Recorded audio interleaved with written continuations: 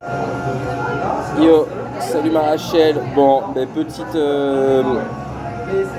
parenthèse du Ruta Bagarre là, avant de reprendre fort sur tout ce qui est Six Nations féminin. On s'est rendu compte qu'on n'a pas fait de vidéo sur le match de l'année 2023.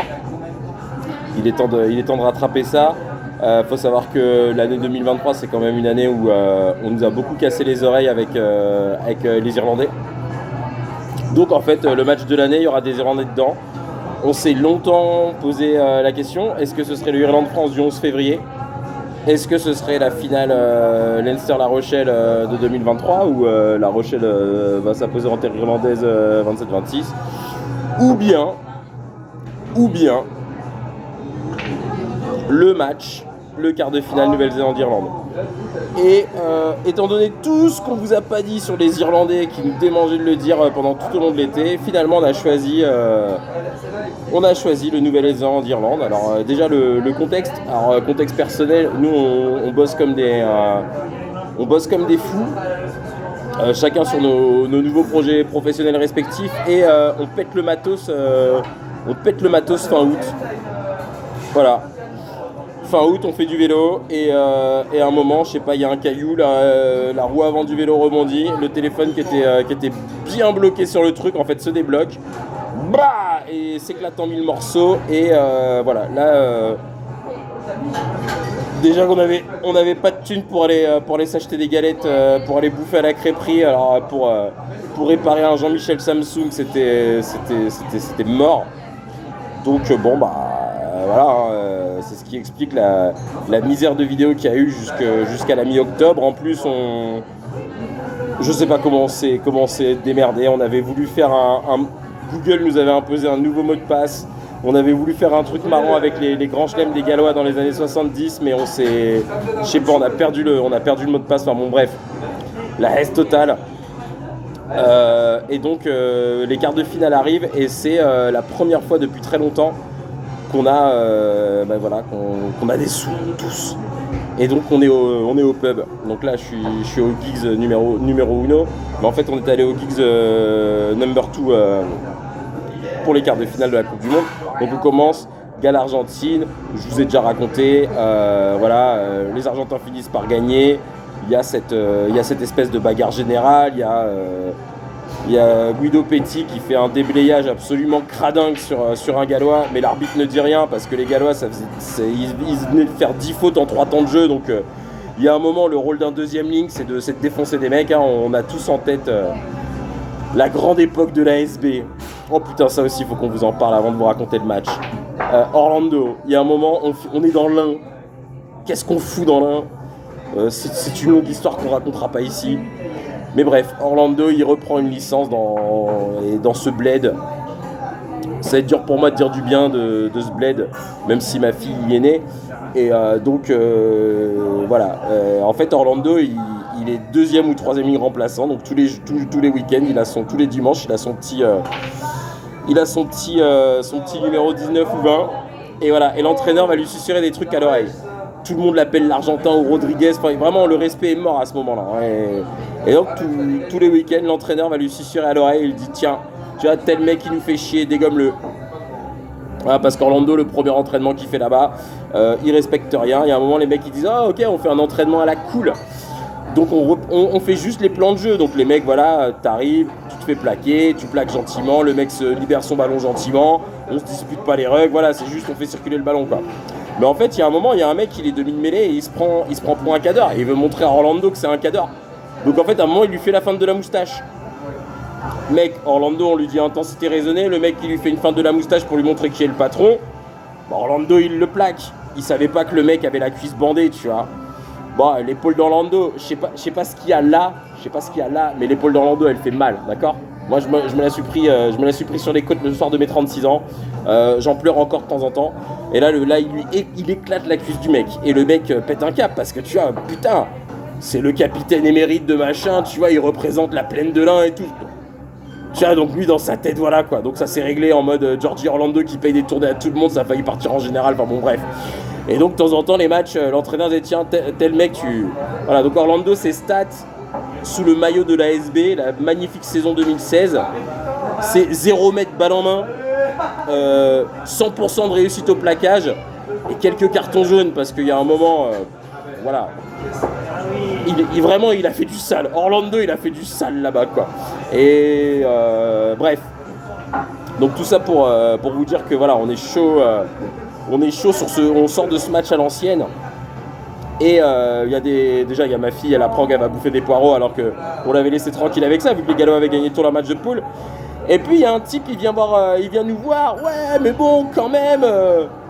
Ah là là, les Argentins, zéro culture rugby, ils ont tous avec leur maillot de Jean-Michel Messi et tout.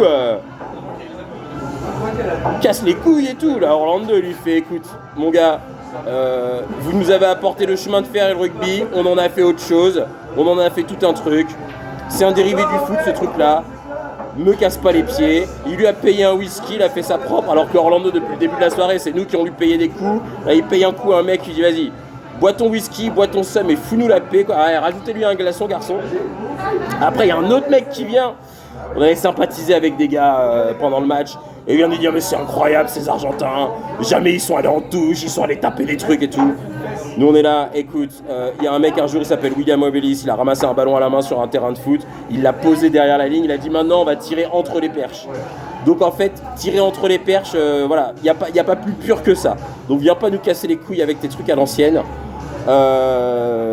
Voilà, il y a ça. Puis après, le mec, il a quand même énorme. Et les Gallois, vous avez vu. Et après, on lui a rappelé, on lui a sorti la feuille de match de Galles-Australie. En seconde, il passe combien de pénalités contre les Australiens ? 6, 7. Il y a même un drop dans le tas. Voilà. Prends ta bouche et ferme-la, s'il te plaît. Et donc là, il y a tout le monde autour de nous. Il y a une espèce d'effervescence. Et là, nous, on sent qu'on va se mettre à répéter des trucs qu'on dit depuis 400 ans sur YouTube. Mais on n'a que 15 abonnés. Donc en fait, les gens, ils savent pas qu'on les a déjà dit 100 000 fois. Donc là, Rachel, elle arrive, elle fait bon, les gars, vous savez quoi, vous montez dans la bagnole, Georgie, tu prends tes enfants, Orlando, voilà, tu gardes tes thunes, voilà, on file à Mousillon, on va regarder ça dans le bureau pépère, et ça va être cool. Donc on embarque et on va voir Nouvelle-Zélande-Irlande dans le bureau de Rachel. Voilà, bureau maintenant. D'ailleurs, Rachel, j'ai aidé Jean-Michel et Béatrice à nettoyer un peu tout ça. Voilà, ça va être un. Il y a des gens, ils le savent pas, mais sur Airbnb, ça devrait s'appeler le Rachel's Corner. Ils vont dormir dans ta chambre. C'est génial. C'est génial. C'est zinzin. Bref, on est là. Bon, bah, il y a le haka, il y a les Irlandais. Il faut savoir que là, ça fait. On nous chauffe hein, avec la quête de l'Irlande, tout ça. Les mecs, ils chantent zombie dans les tribunes. Voilà, ils sont numéro 1 mondiaux. Ils ont gagné 17 matchs d'affilée. Bam, bam, bam, bam. Les mecs sont là. C'est le plus grand jour de notre vie. Quart de finale contre les All Blacks et tout. Et voilà, il faut savoir qu'ils ont battu les All Blacks chez eux. À 2 reprises. Il faut savoir qu'en 2019, les All Blacks les avaient démontés à Tokyo avec le concours du jeune Monsieur Owens, moi qui était plus très jeune à l'époque, mais voilà. Après, Monsieur Owens, c'est un gars, quand une équipe dominée sur les impacts et avancée, il avait tendance à être plus clément avec elle qu'avec l'autre. Donc voilà, les Irlandais en étaient pour leurs frais. Donc voilà, il y a beaucoup de revanches dans le même match. Les Néo-Zélandais ont perdu leur match d'ouverture contre les Français et ils sont dans un état d'esprit tel que deuxième match de poule contre la Namibie, t'as Ian Foster, le mec qui là il fait c'est le match le plus vital de la terre, je mets mon meilleur 15 de départ. What? Contre la Namibie, les mecs sont déjà en mode commando. Donc autant dire que quart de finale contre l'Irlande, ils sont en mode, je sais pas, braquage, bataille moyenâgeuse. Enfin voilà, il y a un truc de l'ordre de l'honneur néo-Z qui est en jeu. Et les Irlandais, il y a un truc de oui, voilà, on vous l'a déjà dit, hein, voilà la malédiction des quarts de finale, c'est le rendez-vous avec notre destin, mais les Irlandais, ils sont numéro 1 mondiaux, ça fait 17 matchs qu'ils n'ont pas perdu. Il y a un moment, le plus grand truc de la vie, ça peut pas être un quart de finale. Donc déjà, nous, ça nous fait tiquer. Attends, je me sers, j'ai 2-3 petites frites à. Putain, elles sont bonnes. Et donc, le match commence.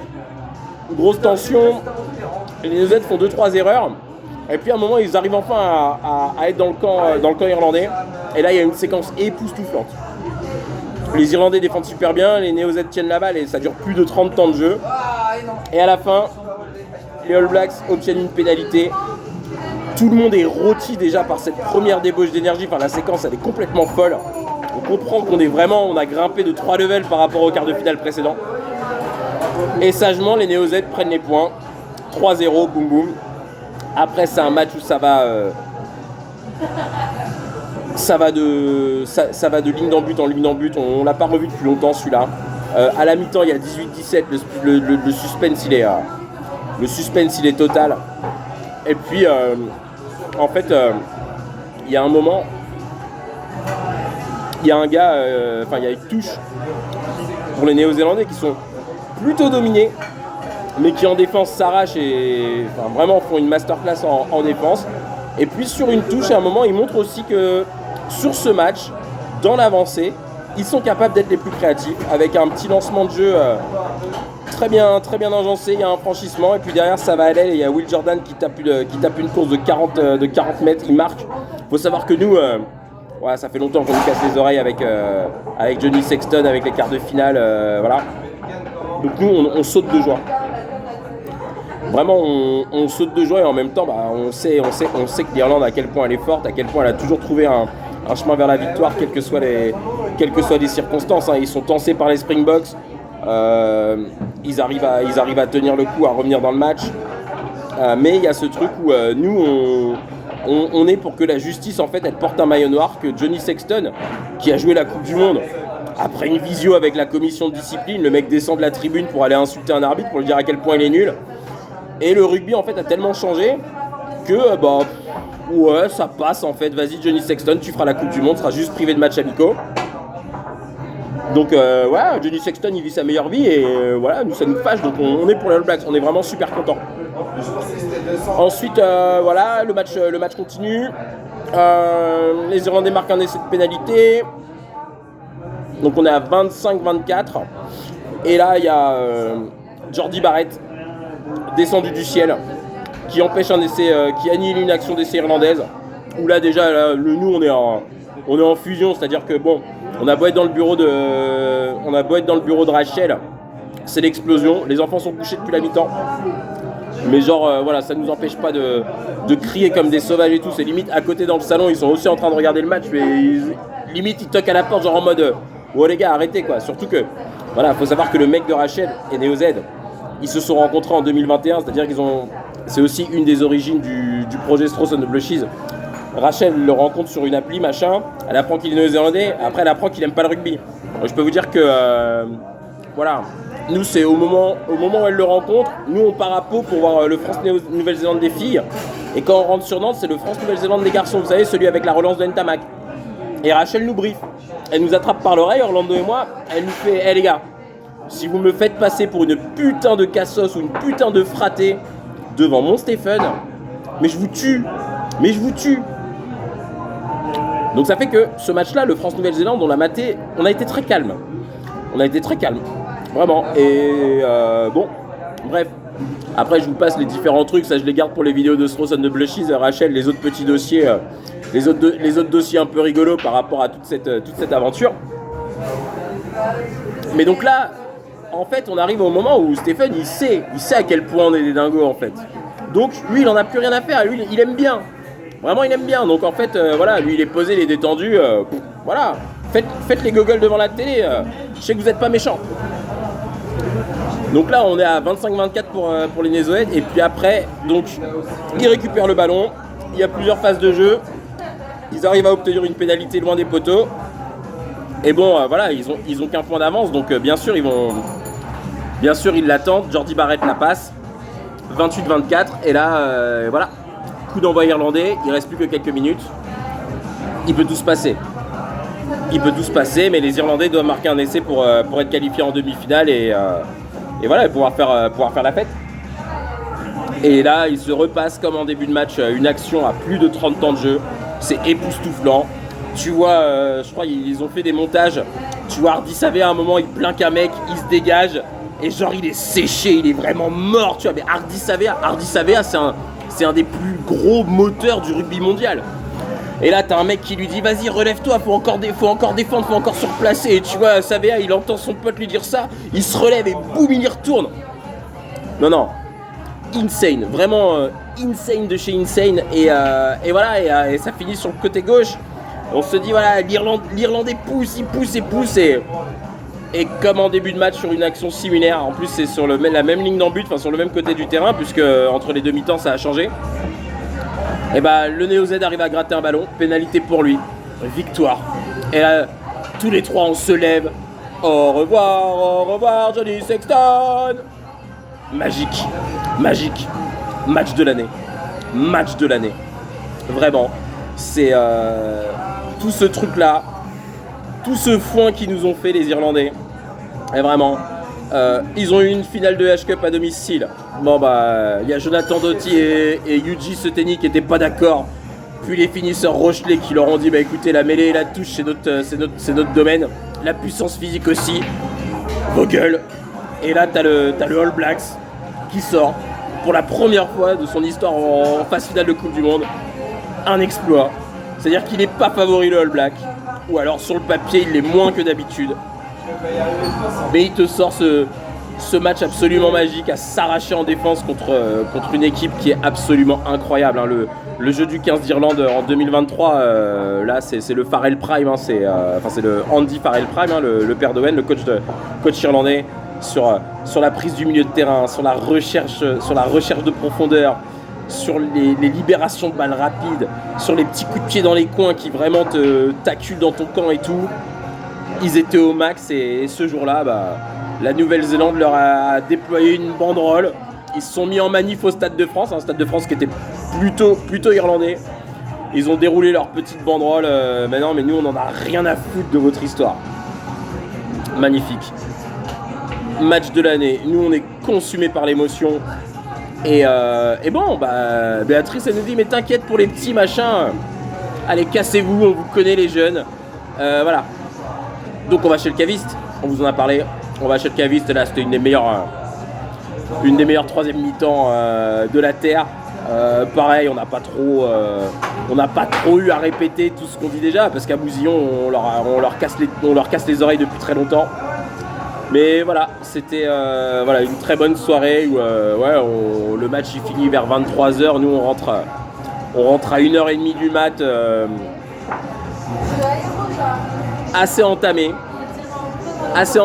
et on est en train et on planche déjà sur on sait qu'on va tourner les vidéos pour les quarts de finale, donc on est là, ouais, mais on va pouvoir faire ça. Demain il y a Angleterre-Fidji, bah voilà, ça se fait ici. Puis après on devait rentrer, on est rentré sur Nantes. On est rentré sur Nantes pour le quart de finale et tout, pour le quart de finale des Bleus. Mais voilà, ce jour-là. Ce qui s'est passé ce jour-là, c'était super intense et ça a été un peu occulté du fait qu'on est supporter des Bleus. Ça a été occulté par le match dantesque aussi qu'il y a eu entre les Bleus et les Springboks. Mais sur l'intensité, sur la vitesse, sur les intentions de jeu, ce Irlande-Nouvelle-Zélande était vraiment un match exceptionnel et par rapport à tout le narratif de 2023, d'accord, voilà. Grandeur et décadence de Johnny Sexton, ça pourrait être ça.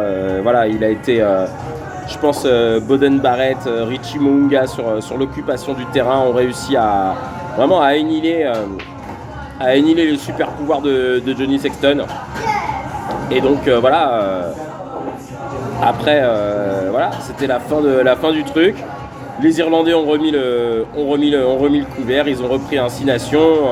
On verra bien jusqu'où ils vont pour 2027. Les Néo-Zélandais ont perdu en finale sans démériter. Donc on imagine qu'ils reviendront, même s'ils doivent pas mal reconstruire. Les Sudaf sont champions. Les Bleus, pareil, sont en période de reconstruction. On se rend bien compte.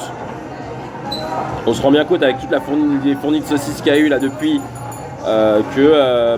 L'équipe de France elle a été persuadée d'être championne du monde en 2023 et ça n'a pas été le cas. Donc voilà, c'est tout ce beau monde repart vers 2027 et nous c'est l'occasion de refermer une parenthèse assez folle là-dessus. On sait qu'on fera moins de contenu sur les garçons, même si on continue à suivre ce qui se passe. Voilà, mais on tenait à vous livrer notre match de l'année chez les garçons, comme on fait chaque année. Et puis on verra bien en 2024 quel sera le match de l'année. Allez, les frites vont bientôt refroidir, donc je me dépêche. Je finis sur une dernière petite touche Rachel. Je me suis trouvé ça là. Hussards de noir, des enseignantes à l'avant-garde des luttes. Donc ça c'est entre l'affaire Dreyfus et la Grande Guerre. C'est, tu vois, comment tout un tas d'intellectuels et de philosophes françaises ont entamé ou poursuivi, enfin oui, ont mis la main à la pâte d'un travail militant, philosophique pour faire évoluer la cause des femmes et la cause de toute la société entière. Il y a des phrases qui sont absolument incroyables dedans, où les meufs elles disent bah ouais mais voilà, si l'école laïque si nous en tant qu'enseignantes de l'école laïque, en tant que femmes on doit rester discrète machin, jamais ouvrir notre gueule, et qu'il n'y a que les cathos qui ont le droit de pigner sur la République, on s'en sortira jamais en fait. Donc à un moment combativité ou bien juste voilà. Donc tu vois la résistance interne, les conflits de cerveau qu'il y avait en mode sur le fameux pas de vague, et ben en fait tu vois il remonte à très très loin, et là on va se plonger dedans. On aura l'occasion d'en discuter sur Facebook quand j'aurai fini le bouquin, mais là c'est vraiment, je te dis, fin 19e, début 20e siècle, toutes les intellectuels qui pop à ce moment là, mais incroyable, on les admire, voilà, on finit là-dessus. Ciao ciao, la bise aux abonnés.